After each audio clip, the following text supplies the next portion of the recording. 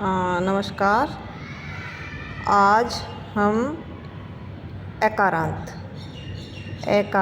नपुंसकलिंग शब्द रूप, जो पुष्प शब्द रूप है, पुष्प, उसका पहले हम वर्ण विच्छेद करते हैं। प उ श, प ए, मतलब लास्ट में, अंत में। हमने जब इस पुष्प शब्द का वर्ण विच्छेद किया, इसके वर्णों को अलग अलग किया, तो उसमें लास्ट में ए आया अंत में, तो एकारांत हो गया। एकारांत और लिंग हो गया नपुंसक लिंग।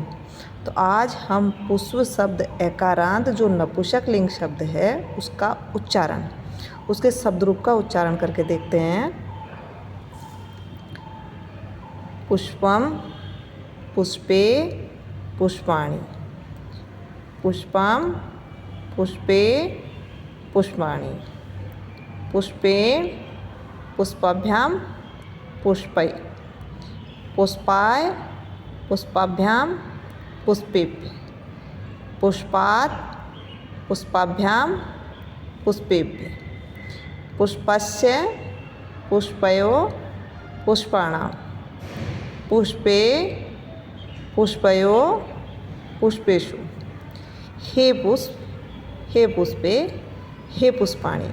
अब आप ध्यान दीजिए, जैसे आपने पुष्प शब्द के फल रूप बनाए हैं, ऐसे ही दुनिया का कोई भी एकारांत, मतलब जिसके अंत में ए हो और नपुंसक लिंग हो, उसके शब्द रूप इसी तरीके से उच्चारण किए जाएंगे और इसी तरीके से लिखे जाएंगे।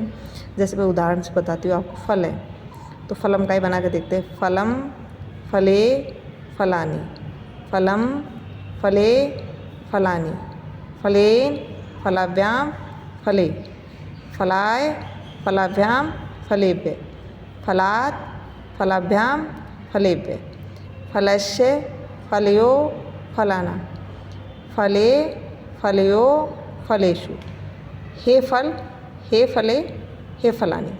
मैंने फल के बना लिए, आप और के बना सकते हो। पुस्तक के, नगर के, मित्र के, उद्यान के, कोई भी एकारांत नपुंसक लिंग शब्द रूप होंगे तो इसके शब्द रूप इसी तरीके से बनेंगे। और कुछ चीज़ें और देखो कॉमन, जैसे ये दोनों एक जैसे हैं, पुष्पे पुष्पे, ठीक है।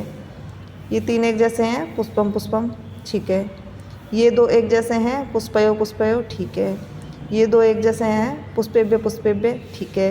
ये एक जैसे हैं, पुष्पाणि पुष्पाणि, ये एक जैसे हैं, पुष्पाणि पुष्पाणि। एक चीज़ और कॉमन है, जब आप कोई भी एकारांत पुल्लिंग की बात कर रही हूँ मैं, पुल्लिंग शब्द रूप देखोगे तो नपुंसक लिंग की दो विभक्तियाँ, प्रथमा और द्वितीया को छोड़ के सारी उसी की तरीके से उसके हलंत विसर्ग सब चीज़ चल रही होगी, तो आपके लिए आसानी हो जाएगी। जैसे आपने बालक शब्द रूप याद कर रखा होगा, तो बालकेन बालकाभ्याम, बाल का यही होता है तृतीया में। मैं कह रही हूँ दोनों विभक्तियाँ अलग होगी, प्रथमा और द्वितीया नपुंसक लिंग में, और सारी पुल्लिंग की तरह चलेगी।